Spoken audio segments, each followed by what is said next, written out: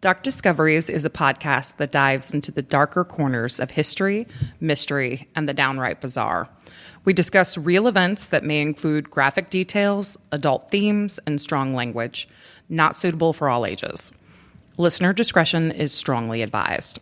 We're here to inform, entertain, and maybe make you laugh nervously in public, but never to glorify criminals or make light of victims. Our research is thorough, but hey, we're not perfect. We don't claim to be historians, so if we get something slightly off, blame Jackie. All opinions are our own, and sometimes even those are questionable.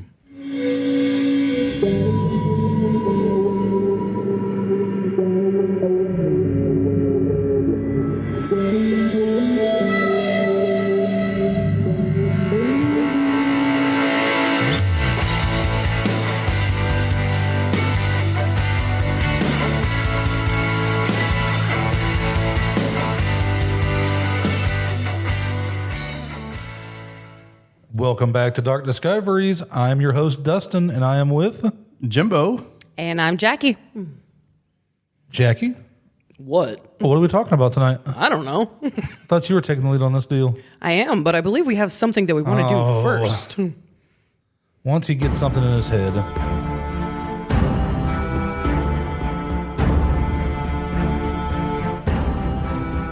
Dustin dances with dragons.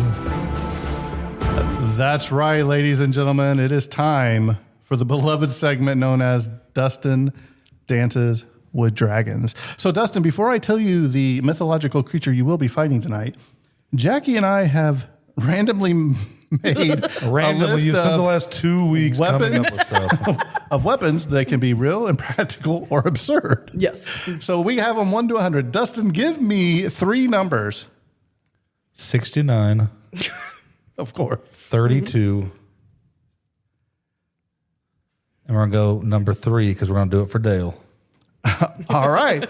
So here we go. Number 3. This is, you might want to write these down. See how well you fare. So your first weapon is nunchucks made of sausages. Oh. Hey, you know what? Sausage chucks. It's not a bad thing. Maybe.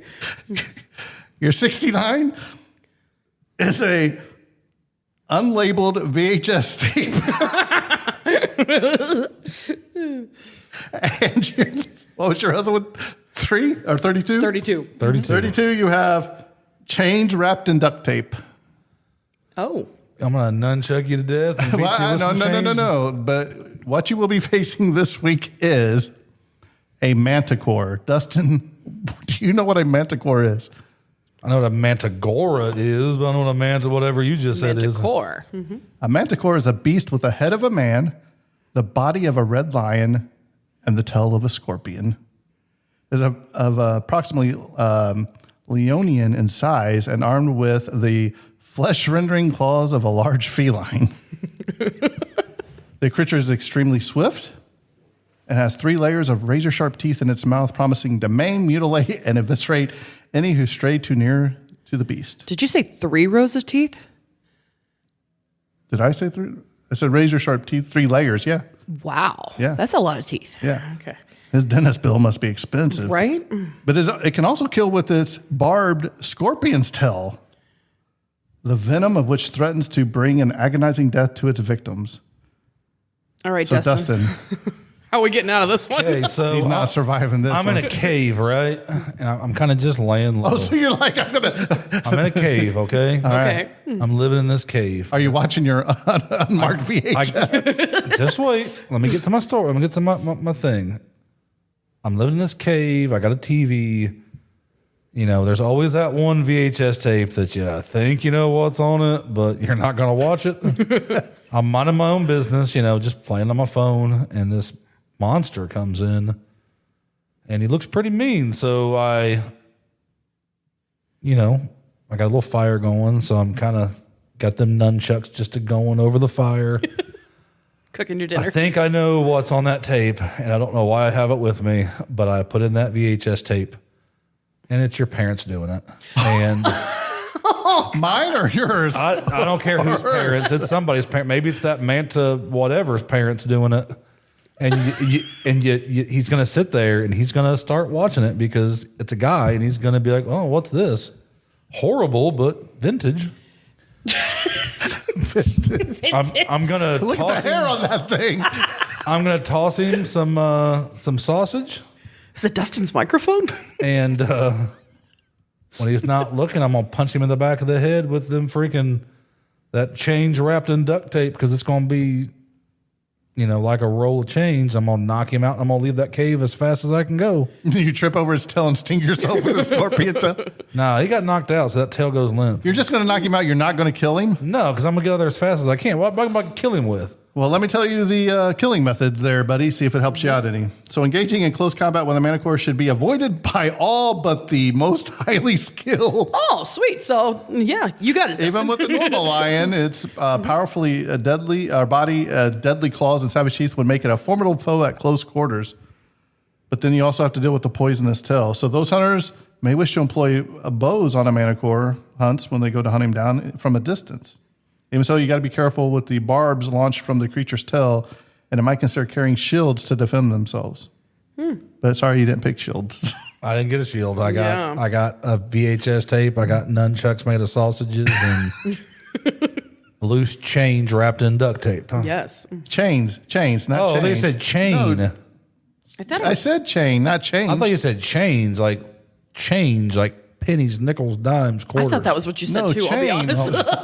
Okay, you know what? That actually stands a little better chance. That's what I than said, one. right. Okay. All right, Dustin, Okay, you got one good weapon. Then I beat the shit out of him with the chain. All right, Dustin, but for your souvenirs, this is what you can collect if you kill I ain't sticking the around. manticore.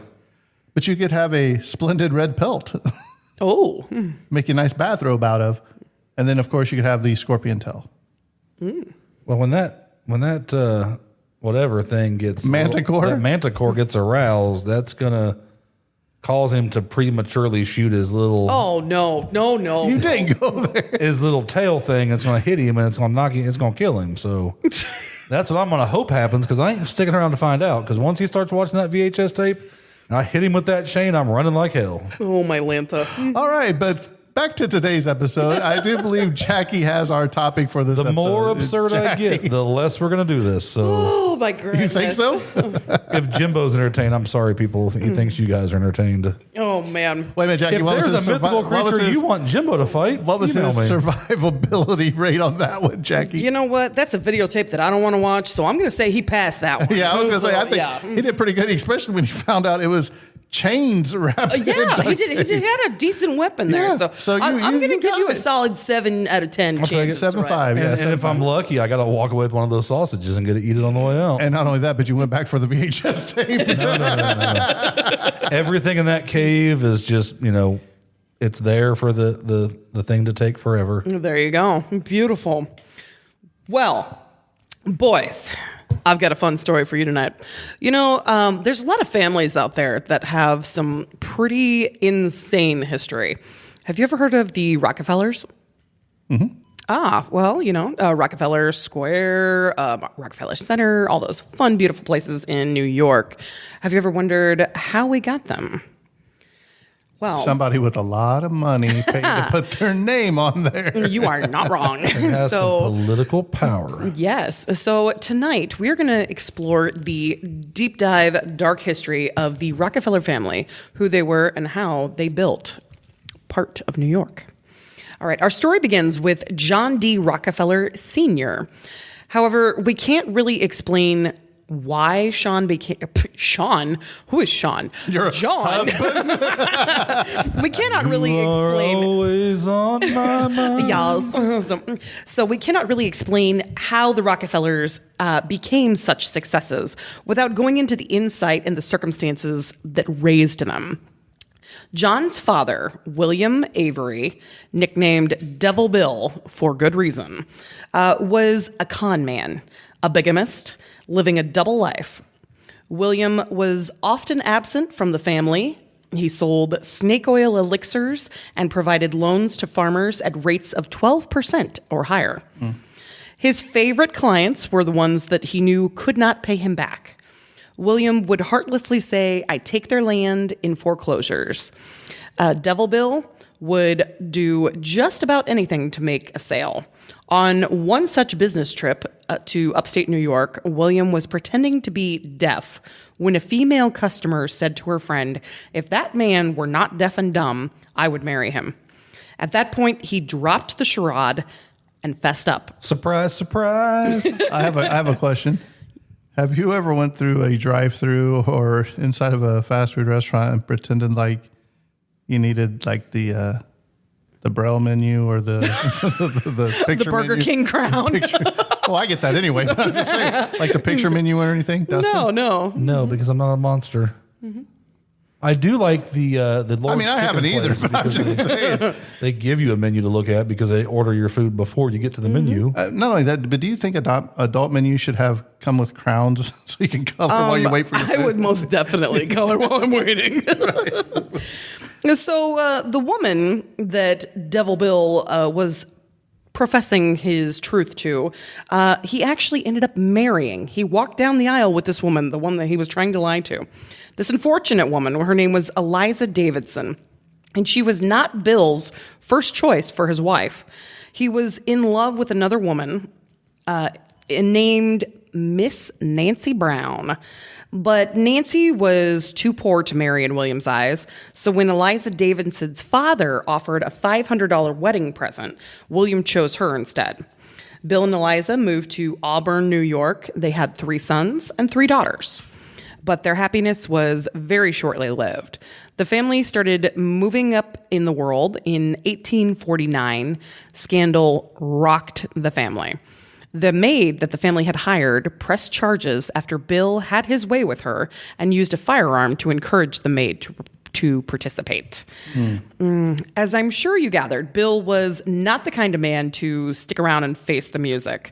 So instead, Bill borrowed money from his father-in-law to pay for his bail. Then he packed up the family and skipped town, landing them in Owego? I don't know how to say it. I don't know. We go. New York. We gotta go. Yes. So Bill's father-in-law was now on the hook for Bill's bail and decided to sue Bill for this money. When Bill realized it was time to move again, this time he decided his family had become a liability and left them behind. Bill packed up and he moved to Ohio, heartlessly leaving his wife and 6 children to fend for themselves. Bill's wife, Eliza, whom he was still married to, lived in New York, while Bill took another wife in Ohio. Margaret Allen, 20 years old, at this time Bill was 45, he covered up his past by living under a new assumed name and identity, Dr. Bill Livingston. But just in case that wasn't enough of a piece of shit, remember Bill's first love, Nancy Brown?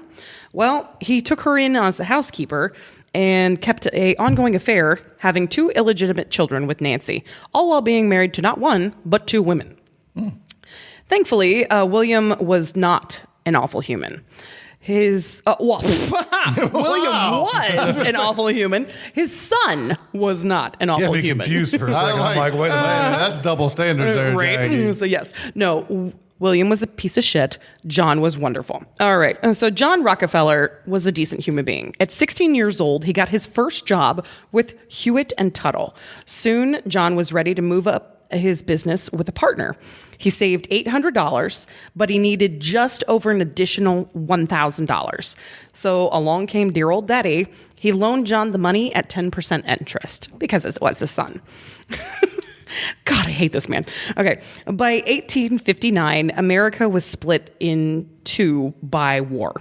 John actually was able to pay off another soldier at the time to take his place in the Civil War, which was actually a very common practice at that time for wealthier families. Mm-hmm. So John was doing okay.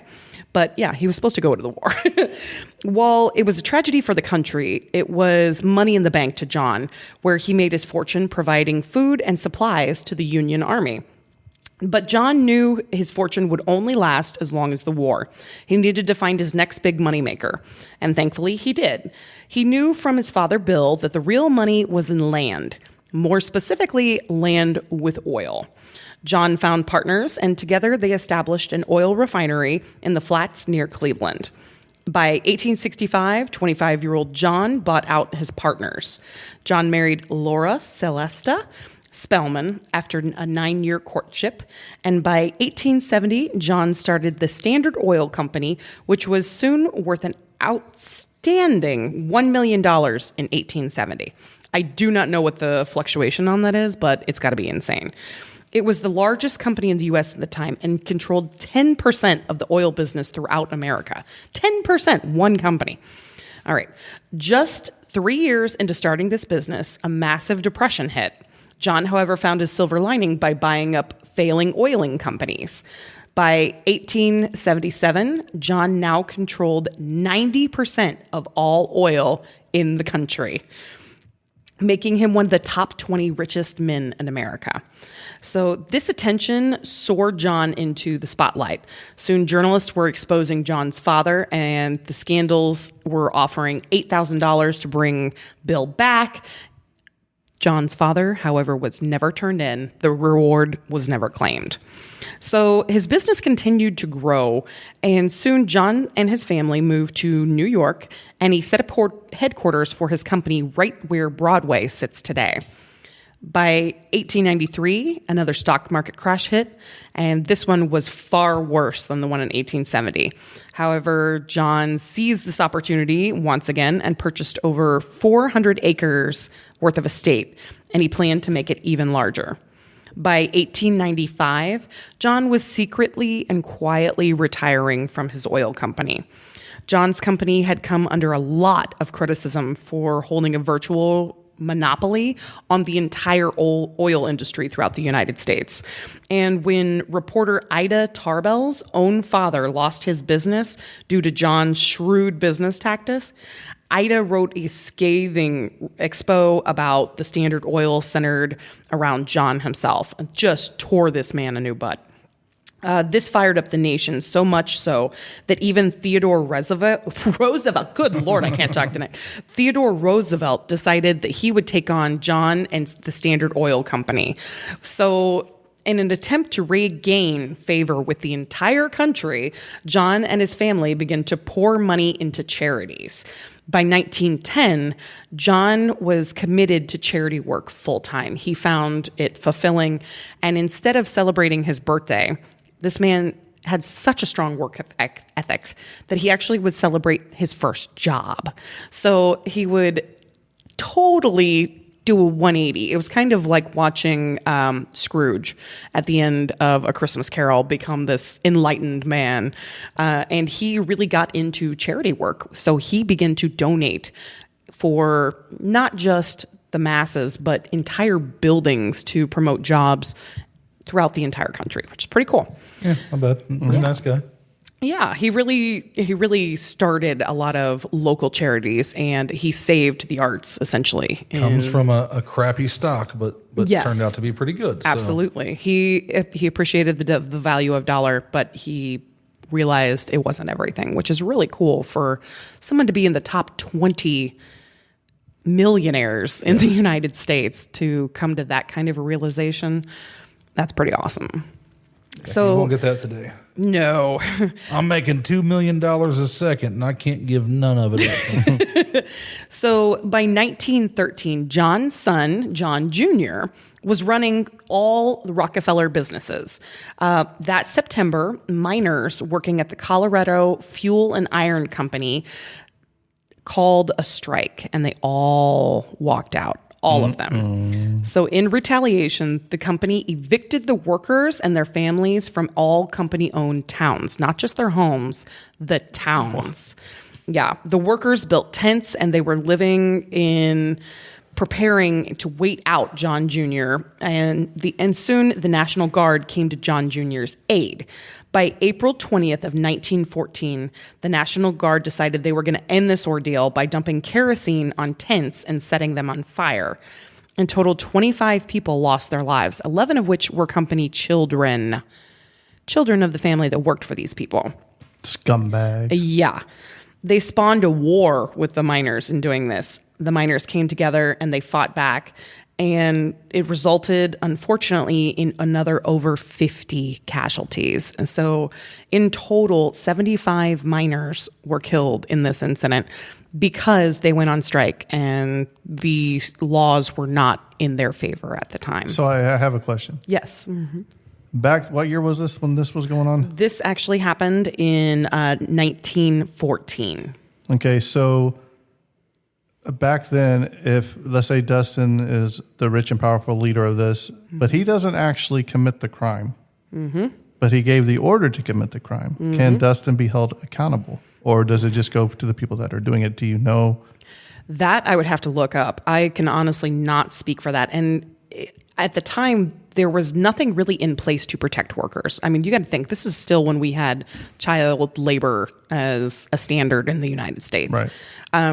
And it wasn't really until the 30s that people started looking out for the children. And then it wasn't until the 70s that we started looking out for people with disabilities, people with injuries, things like that. I mean, we really, as a country, did not take care of our people until about the late 70s, early 80s. Well, I mean, we had Hoffa, who organized the union movement, but he did it the wrong way at times too. Absolutely. So I was just wondering. Yeah, back then money was more important than anything, because doing my research on our Titanic episode coming up soon, when they recovered the bodies from the ocean, if they found like your ticket or any of your information that you were a first class you had priority. passenger, you were buried in a coffin. Yeah. If you were second, third class, you were like put in a burlap bag.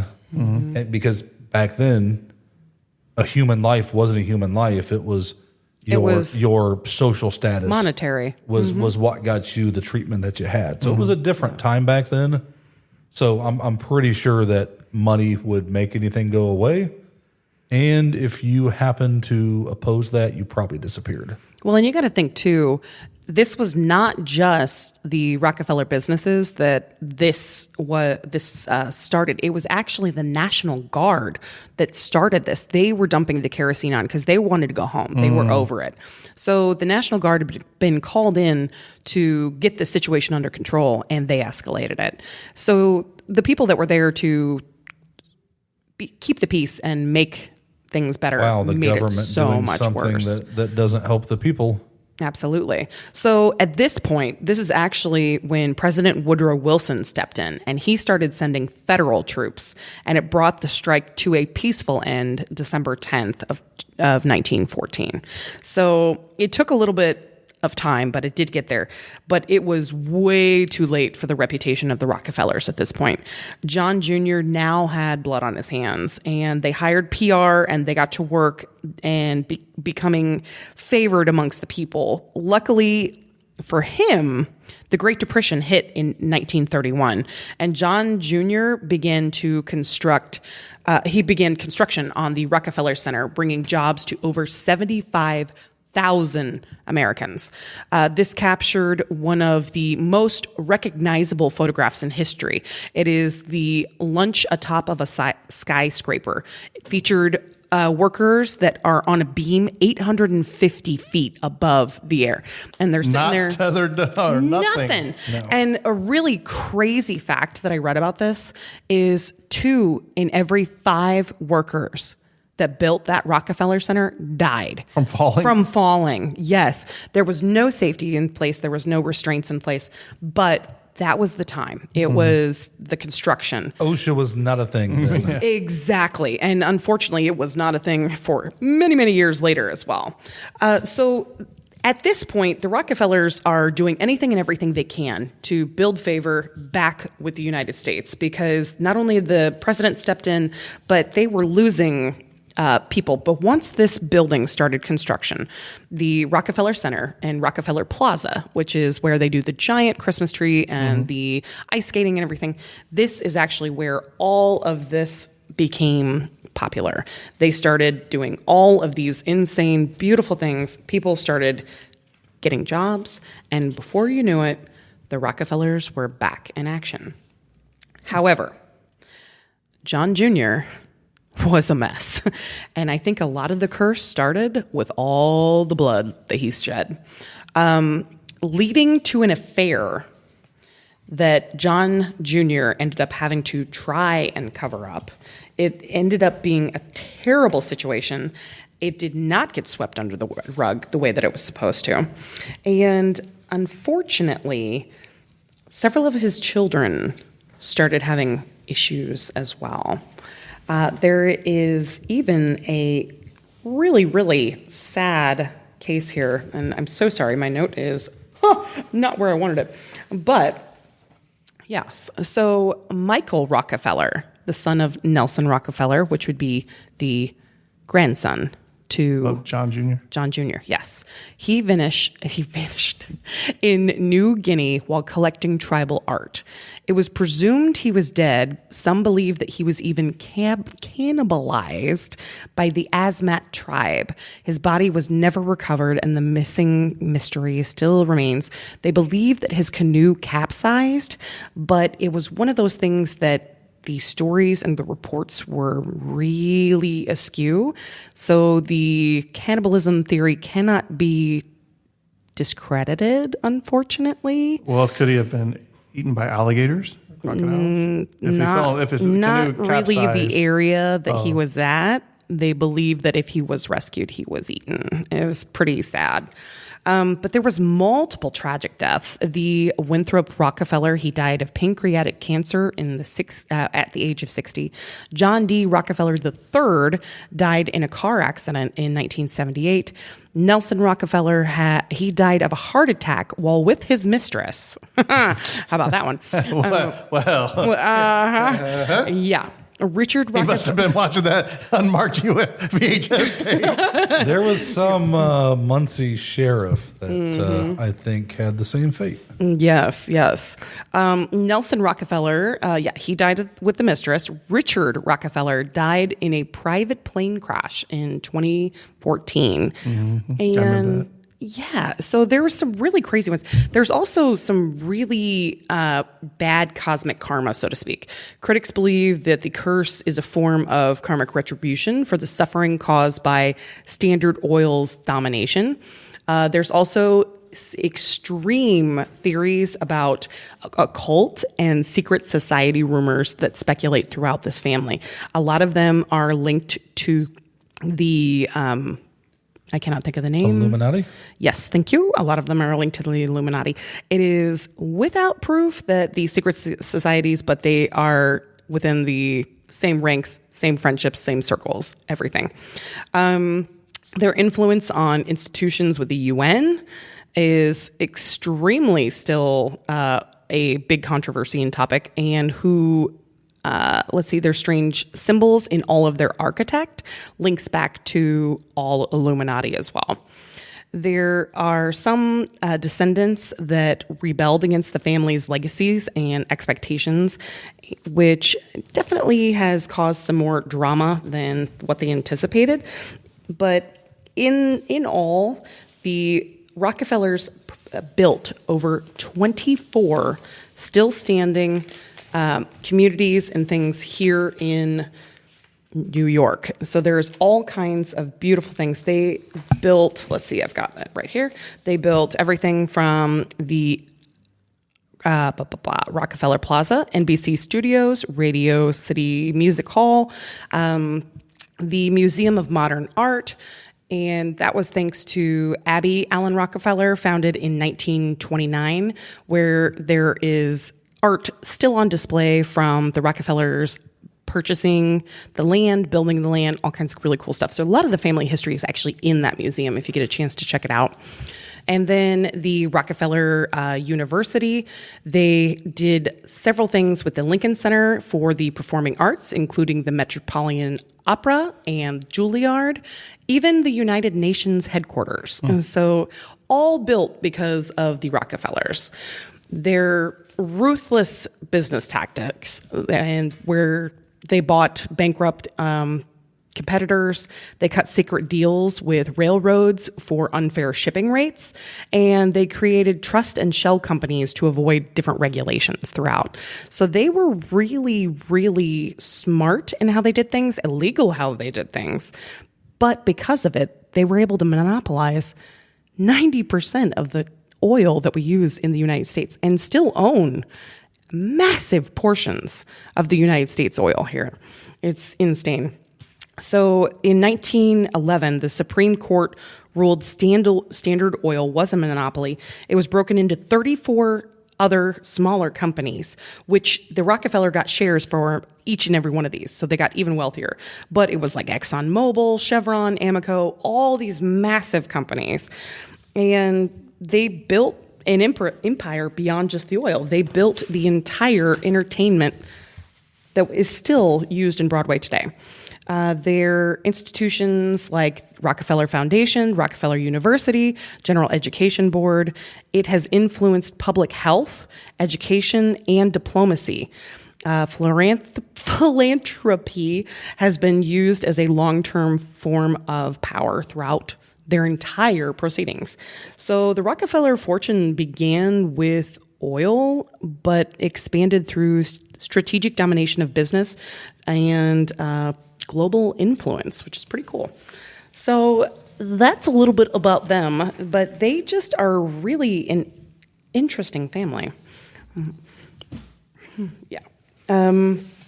So You should have seen that arm movement. It was pretty good. that was me going, I guess. don't know. I was like, guys, I don't know what else to say. Well, you're doing a pretty good job because I don't make it this far without getting made fun of or roasted or laughed at. So. Yeah. So it's definitely been an insane thing to research. Every time that I think that I've got enough, I find more. And if you get a chance to read up on this family, I mean, they've been through some stuff. But I think when you're that politically powerful, everything that your family does is under a microscope. Yeah, exactly. And I think that that's really what it is, because they have had some really tragic things happen to them and some really horrific things.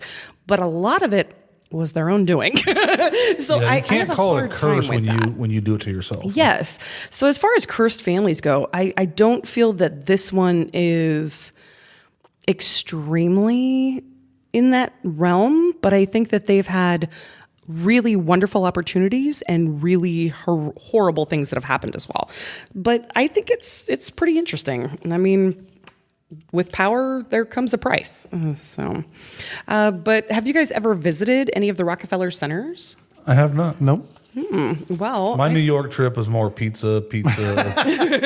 Hey, I've never been to New York. Hey, Yeah, there was but some pretty cool. I was going to spots say, stuff. did they build Broadway too, Jackie? essentially, they did Rockefeller gonna Plaza, say, right. and I don't know if you've ever heard of some of their. Let's see, I even have a breakdown of when everything started.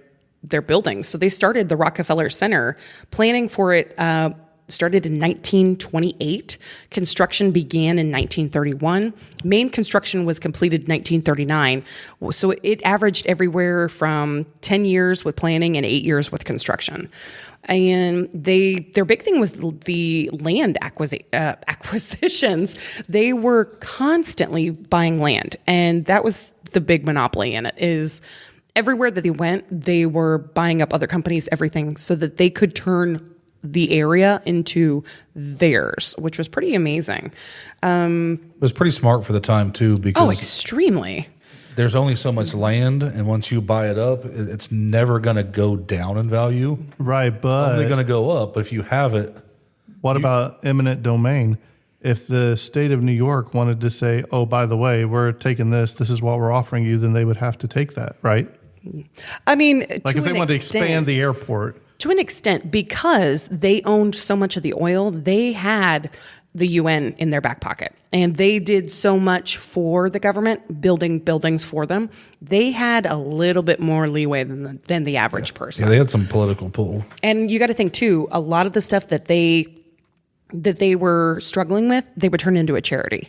So anything that the government wanted, that property or land, was a charity, and they couldn't do that. So it was very interesting how they did some of this.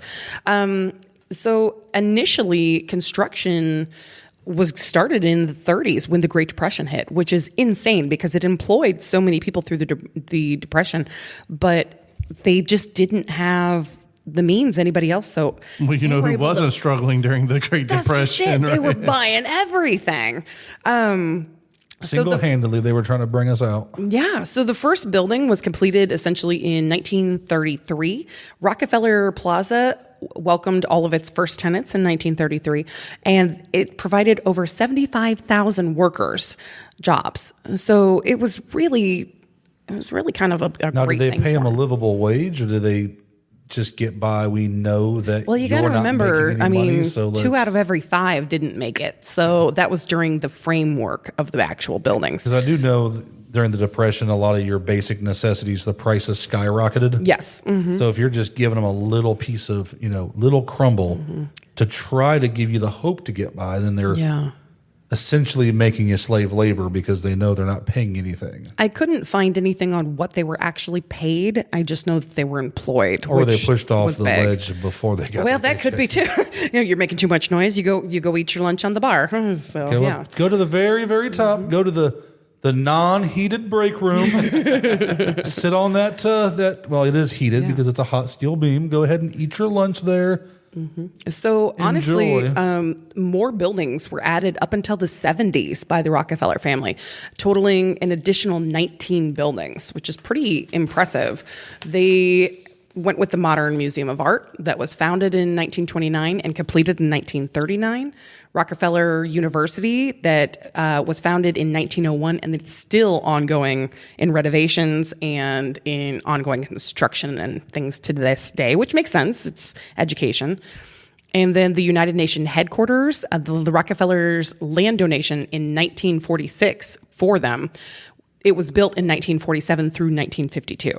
So the United Nations headquarters was donated by the Rockefellers. So is most of their ownership in New York then? Most of their centers primarily, because that's where they lived. Now, when they had Standard Oil, most of that was based out of Ohio, but they purchased everything around. So they owned 90% of the oil throughout the United States. They were based out of Ohio until he moved to New York with his family. They set up shop there. And then his company, Standard Oil, was there. Well, when United Nations came in, when the government came in and said, hey, you can't have this many companies, you can't be doing this, they broke it up into 34 companies and ran them all from New York. Mm-hmm. So they just basically rebranded. New York was the mecca of America at the time, so everybody was going to be in that area. Where the money was, the wealth. Well, because of the Rockefellers, several Americans survived the Great Depression. So I think in some ways that curse has probably been alleviated if there ever was one. They actually did pretty well. They did have a few really sad things happen, but like I said, I think that they did better than most families I've been researching. But as far as the history of what they did, who they were, and why we have the buildings that we have, it's extremely fascinating. And especially since his dad was so awful. Do you know who the patriarch of the family is today? To this day, I would have to double check. I did all the history on the back stuff. Right. I know that they are still doing things, and I believe Abby was one of the last ones, and that would be like the great-great-granddaughter. And she was doing stuff through the 70s and 80s. But the Rockefeller University is still having work done to it, and I'm assuming that is involved with some of the family. A lot of them do not associate that they are Rockefellers. They keep that very quiet. Mm-hmm. And they do own property, and a lot of it is within their wealth and their family and things. But a lot of it has now gone to charities and to the government for several of these projects. So I just didn't know if whoever's running it now has turned the corner to be better than their history of their family has. Mm-hmm. That I would have to be. We'll have to do a two-parter on that one. We'll deep dive on the new Rockefellers. It's good, but yeah, the new Rockford Files. But yes, it's like the new rockers from the wrestling, right? Had to get your wrestling in there, didn't you? I would love to know if the Rockettes were based off of the Rockefellers, because it's Rockefeller Plaza where a lot of that stuff happens. I don't know the story, but I'm pretty sure it is because it's Radio City Rockettes. Because you had all that Radio City Music Hall. Yeah, we'll have to find out what's going on with the modern side of it, because I researched the old stuff, so this will be fun. So maybe we'll do a part 2 down the road. Mm-hmm. Yeah. If you like it, let us know. We'll go in a little bit deeper. Well, where can they let us know at there, Dustin?